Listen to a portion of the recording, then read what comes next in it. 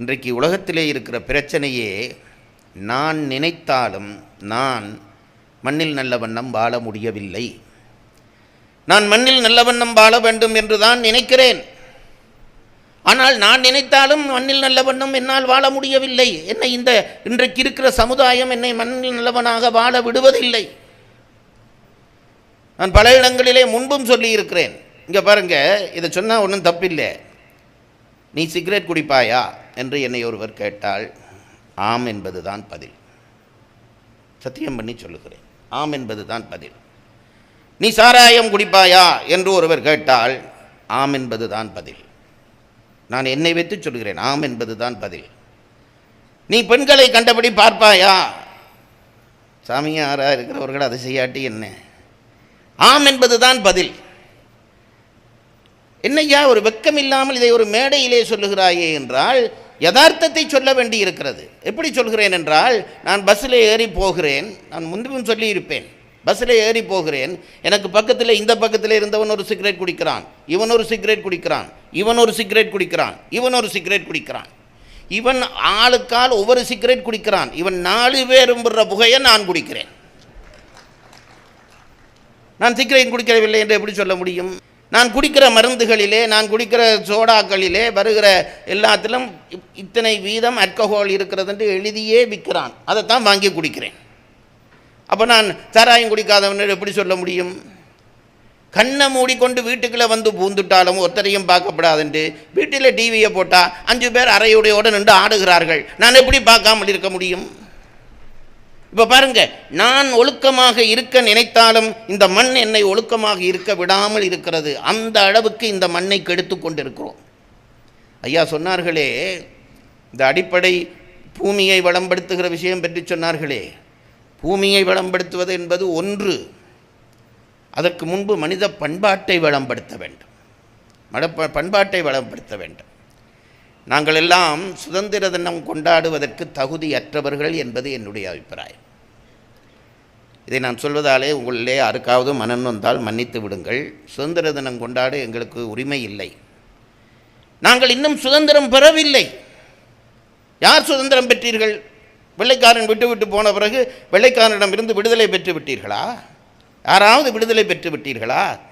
புறத்திலே ஆட்சியை நம் கையில் தந்துவிட்டு போயிருக்கிறான். மற்றும்படிக்கு நம்முடைய அகத்திலே நம்மை இன்றைக்கு வரைக்கும் அவன்தான் ஆண்டு கொண்டிருக்கிறான்.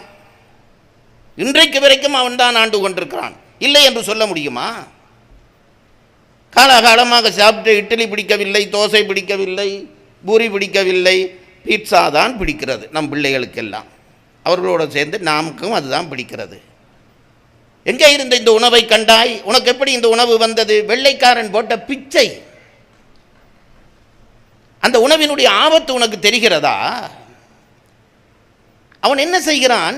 விற்பனை பண்ணிவிட வேண்டும். என்னென்ன சுவை தருமோ அதை அள்ளி கொட்டி போட்டால் சுவைக்கும். அது எங்களுக்கு தெரியாதா?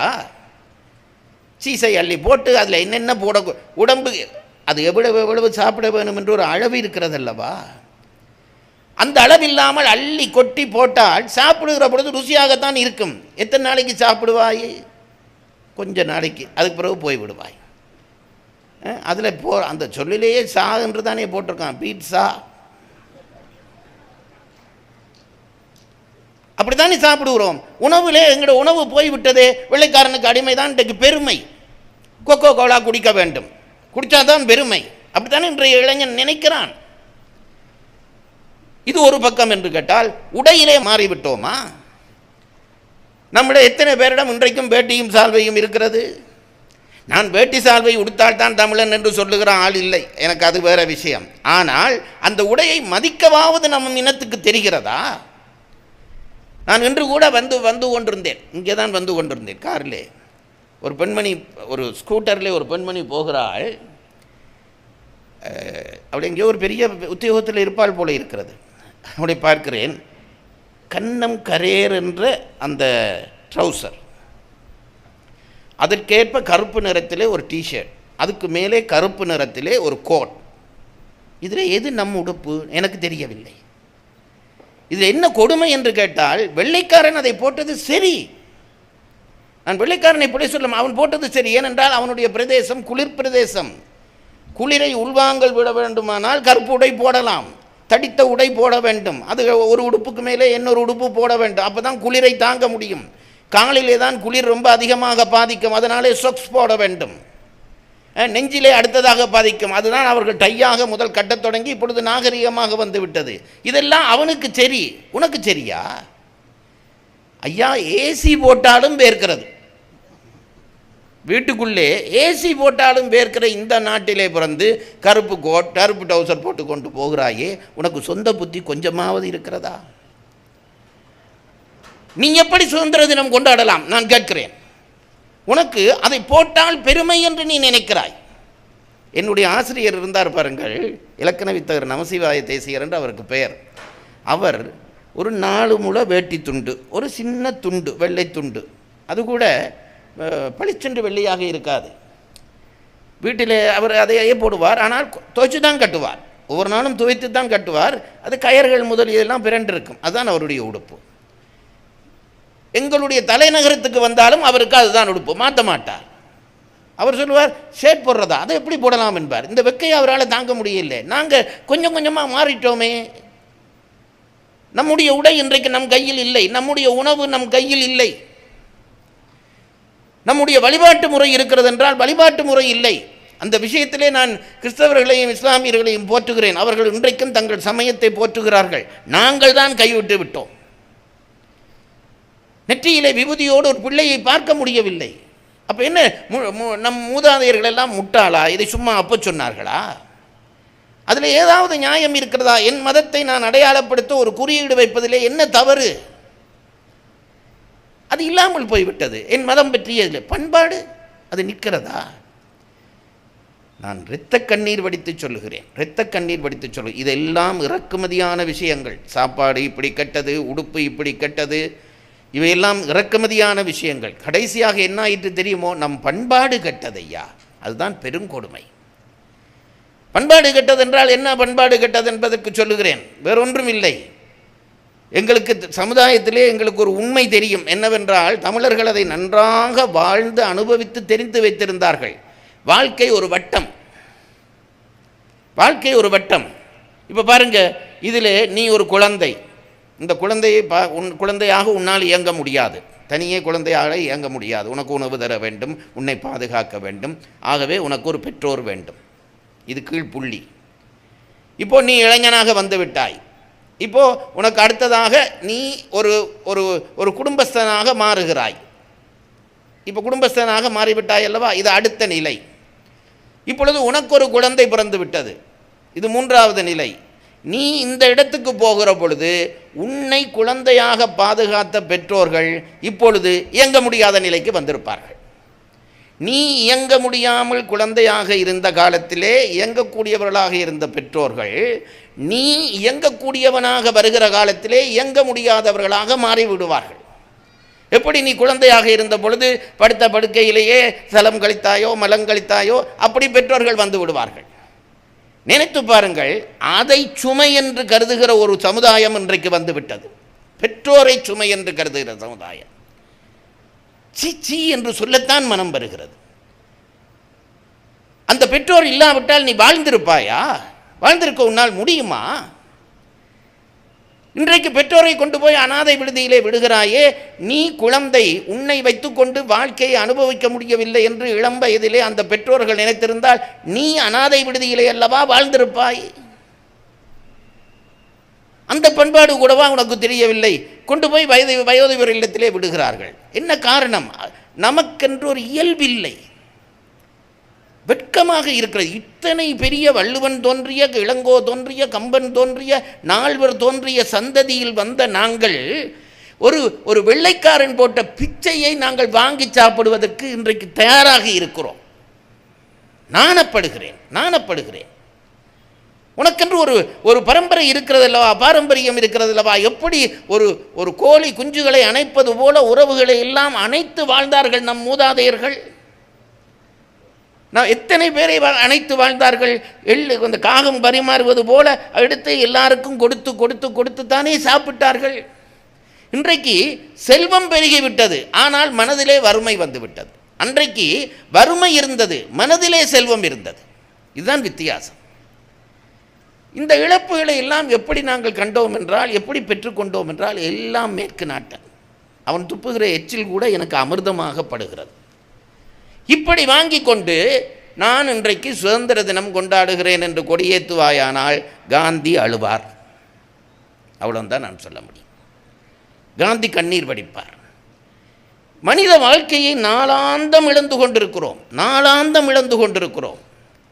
அதனால்தான் எனக்கு இந்த சம்பந்தர் சொன்ன இந்த வார்த்தையிலே எனக்கு ஒரு பெருமிதம் வரும். மண்ணில் நல்ல வண்ணம் வாழலாம் என்று சொன்னாரே, அட அந்த மனுஷன் இப்படி சொல்லி இருக்கிறாரே என்கிற பொழுது ஒரு தெம்பு வரும். தெய்வ குழந்தை அல்லவா?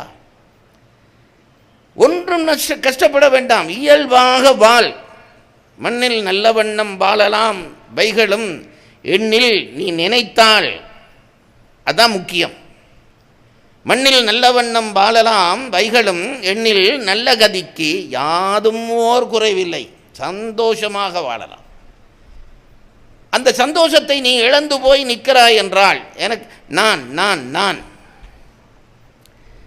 இன்றைக்கு வீட்டுக்கு ஒரு பிள்ளை, அதை வேற பெருமையாக சொல்கிறார்கள்.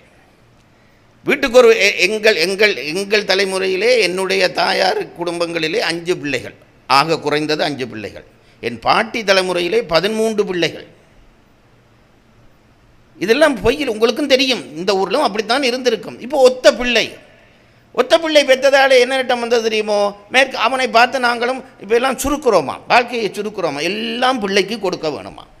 பிள்ளைக்கு ஒரு குறையும் விடப்படாதாம். அவன் என்ன கேட்குறானோ கொடுங்க. அப்போ ஒரு பிள்ளை இருந்தால் தான் அப்படி கொடுக்கலாம்.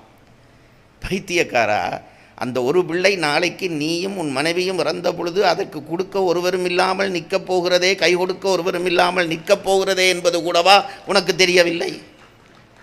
இன்றைக்கு நீ கொடுக்குற ஐஸ்கிரீமும் சாப்பாடும் பொம்மையும் தானே அதுக்கு முக்கியம். நாளைக்கு அது வளர்ந்து சோர்வுறுகிற பொழுது நான் உனக்கு நிற்கிறேன், சக உதரன் நிற்கிறேன், உன் வயிற்றிலே பிறந்தவன் நான் நிற்கிறேன், பயப்படாதே, எனக்கு சொல் என்று சொல்ல ஒரு சகோதரன் இல்லாவிட்டால் நீ என்ன மனிதன்? அந்த சகோதரனை கொடுக்க முடியாமல் சாப்பாடு கொடுக்கிறாய், முட்டாளினம். சகோதரனை கொடுக்க முடியாமல் சாப்பாடு கொடுத்து கொண்டிருக்கிறோம். எல்லாம் இந்த பண்பாட்டு சிதைவுகள். அதனால்தான் சொல்கிறார், ஒரு குறையும் இல்லை. எனக்கு தெரிய, என்னுடைய தாயாருடைய தாயார் இருந்த காலம் தொடக்கம் எனக்கு தெரியும், அறிவிக்க தெரியும். அவர் ஒரு நாளும் வீட்டுக்கு வந்தவர்களை அவர் ரொம்ப சாதாரணமாக எங்கள் வீட்டிலே அந்த சமையலறை என்பது ஒரு ஓலை குடிசை, அப்படித்தான் பெரும்பாலும் இருக்கும். இந்த பனைமட்டைகளை வைத்து வேய்ந்திருப்பார்கள், இந்த நெருப்பு பிடிக்காமல் மேலே பனை ஓலையால் வேய்ந்திருப்பார்கள். இதுதான் மண்ணாலே மெழுகி சாணம் போட்டு மெழுகுவார்கள். இதுதான் அந்த வீடு. எரிக்கிறது அடுப்பு வச்சு விறகு வச்சு எரிக்க வேண்டும், பாலை வச்சு எரிக்க வேண்டும், எரித்து தான் சமையல், மண்பானையில் தான் சமையல். அப்போ எல்லாம் இந்த சில்வர் பாத்திரம் வரையில்லை, பித்தளை பாத்திரம்தான். வீட்டில் இருக்க பெண்களில் 6வது ஒருத்தருக்கு என்ன வேலை என்றால், காலமாக போயிருந்து ஒரு வாளியில் தண்ணி அள்ளி வச்சு அந்த பித்தளை பாத்திரம் எல்லாம் அப்படியே விளக்கி எடுக்க வேண்டும். அதை ஒரு வேலையாக செய்ய மாட்டார்கள். அப்பொழுதுள்ள பெண்கள் சந்தோஷமாக செய்வார்கள். அதை விளக்கிட்டு கழுவிட்டு இப்படி சூரிய வெளிச்சத்தில் இப்படி பிடிச்சு பார்ப்பார்கள், மினுங்குதான்ட்டு. அதுக்கு பிறகு தான் கொண்டு வந்து உள்ளே வைப்பார்கள். இப்படி இருந்த வாழ்க்கை நம் வாழ்க்கை. அந்த மண் சமையலறைக்குள்ளே தான் பாட்டி 50 பேருக்கு சாப்பாடு போட்டாள். எனக்கு இன்றைக்கும் தெரியும், வீட்டுக்கு யாராவது ஒருத்தர் வந்தால் என்னுடைய பாட்டி சாப்பிடுகிறாயா என்று கேட்டதில்லை, சாப்பிட்டாயா என்று கேட்டதில்லை, சாப்பிடு என்று தான் சொல்வார். சாப்பிடு என்று யார் வந்தாலும், தம்பி வா சாப்பிடு. நாங்கள் இப்போ அப்படி இல்லை, மாறிட்டோம். சாப்பிட்றீங்களோ, எந்த வெக்கம் கட்டவன் ஓம் பண்ணுவான். சாப்பிடுகிறீங்களோ, அதுக்கு பிறகு சாப்பிட்டு வந்துட்டீங்களோ, அது இப்போ இன்னும் கொஞ்சம் மேலே வளர்ந்துட்டோம், அதுக்கு பிறகு சில பேர் சாப்பிட்டு இருப்பீங்கன்றே சொல்கிறான். ஏண்டா நீ இல்லைன்னு சொல்லு, அதுக்கு தான் நான் உன்னை கேட்குறேன். அப்படித்தான் வாழ்ந்தார்கள். வறுமை, ரொம்ப வறுமை இருந்தது. ஒன்றும் பெரிய இப்போ இருக்கிற செல்வத்தினுடைய 100ல் 1 பங்கு ஒரு வீட்டிலே இருக்கவில்லை. கார் இல்லை, ஒன்றும் இல்லை. ஆனால் மனம் நிறைய அன்பிருந்தது. அந்த அன்பை கொண்டு அள்ளி அள்ளி கொடுத்தார்கள். எல்லாருக்கும் அள்ளி அள்ளி கொடுத்தார். எவன் வந்தாலும் ஒரு சமையல், ஒரு சாப்பாடு இல்லை என்றே எங்கள் வீடுகளிலே அந்த காலத்திலே இருந்ததில்லை. எனக்கு நன்றாக தெரியும். சாப்பாடு இருக்காது. கட்டாயம் பானையிலே சாதம் இருக்கும். அது ராத்திரி இருந்து மிஞ்சும். இந்த மிஞ்சிற சாதத்திலே தண்ணி ஊற்றி வைப்பார்கள். ஏனென்று கேட்டால் ராத்திரியிலே யாராவது வந்தால் போட வேணுமே என்பார்கள். இன்றைக்கு 4 பேரா, அப்போ ஒரு ஒரு ஒரு இவ்வளவு அரிசி போட்டால் போதும், எல்லாம் கணக்கு வச்சு தராசில் நிறுத்து வச்சுருக்கிறான். அதை தான் போடுவான். போட்டு சாதம் வந்தால் சமமாக பிரித்து சாப்பிட்டு பானையை சுத்தமாக கழுவி கவிட்டுட்டு தான் படுக்கிறார். ஒரு பிள்ளை வர முடியாது, பிறகும் வர முடியாது, சாப்பிடக்கையும் வர முடியாது. சாப்பிடக்க வந்தாலும் கொடுக்க மாட்டான்.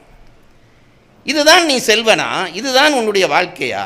அவர் சம்பந்தர் சொன்னார், எண்ணில் நல்ல கதிக்கு யாதும் ஒரு குறைவில்லை. நினைச்சு பாருறா, அந்த கிழவி வாழ்ந்தது முடிஞ்சது தானே, உன்னாலே ஏன் வாழ முடியவில்லை? அந்த கிழவி 13 பிள்ளைகள் பெற்று சகோதரங்கள் எல்லாம் கைகோத்து நின்றனவே ஒரு இன்ப துன்பம் வருகிற பொழுது. உனக்கு அது ஏன் தெரியவில்லை?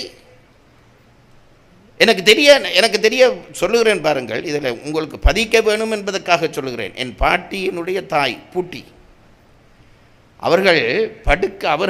அவர்களுக்கு தான் இந்த 13 பிள்ளை அப்படி ஏதோ, அவர்கள் கடைசியிலே படுக்கையிலே கிடந்தார்கள்.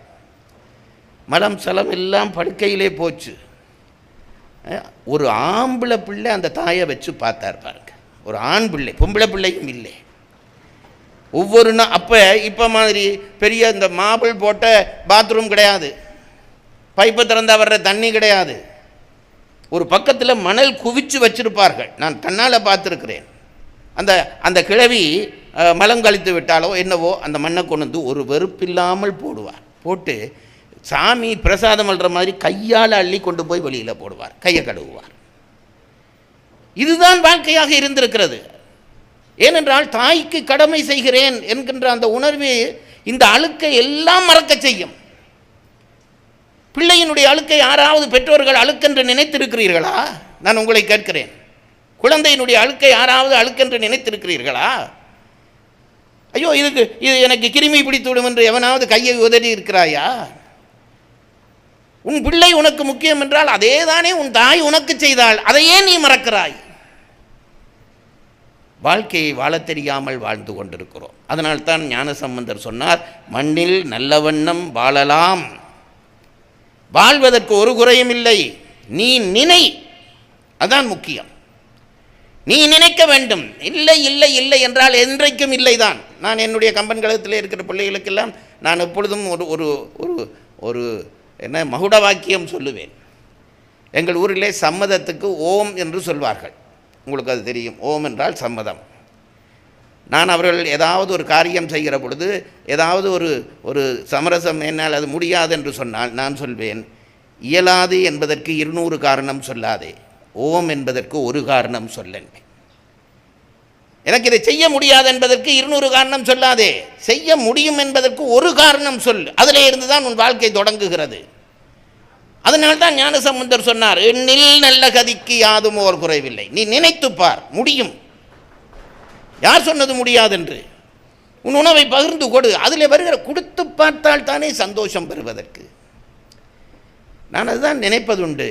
பகிர்ந்தே நாங்கள் அனுபவிக்கவே இல்லையே, நல்லவற்றை நாம் தொடுவதில்லை என்று சத்தியம் பண்ணிவிட்டு இருக்கிறோம். மற்றவனுக்கு ஏதாவது கொடுத்து அதனாலே ஈத்துவக்கும் இன்பம் என்றார் திருவள்ளுவர். வாங்குகிற சந்தோஷம் இப்போ எல்லாருக்கும் தெரியுது, கொடுக்குற சந்தோஷம் ஒரு சந்தோஷம் இருக்கும். உனக்கு தெரியுமாடா? கொடுத்து பார். ஒரு ஏழைக்கு ஒரு 10 ரூபா கொடு, அவன் கையேந்தி வாங்கி ராசா நல்லா இரியா என்று சொல்லுகிறானே, அந்த பார்த்தால் அதில் கொடுக்க வேணும் என்ற ருசி உனக்குள்ளே தானாக பிறக்கும். நீ தானே பொக்கெட்டுக்குள்ள கையே விடுறா இல்லையே, உனக்கு எப்படி அந்த சந்தோஷம் தெரியும்?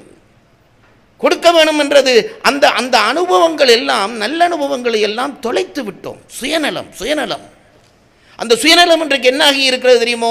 மற்றவர்களுக்கு சுயநலம் காட்ட போய் இன்றைக்கு வீட்டுக்குள்ளேயே வந்து விட்டது. பிள்ளை அப்பாவை பாரம் என்று நினைக்கிறான், அப்பா பிள்ளையை பாரம் என்று நினைக்கிறான். அந்த அளவுக்கு சுயநலம் வந்து விட்டது. ஒரு அறையிலே வாழ்ந்த குடும்பம் போய் இன்றைக்கு ஒரு வீட்டிலே ஒவ்வொருவருக்கும் ஒரு அறை. ஆனால் அந்த அறை எப்படி பூட்டி கிடக்கிறதோ அதுபோல எல்லாருடைய மனங்களும் பூட்டி கிடக்கிறது.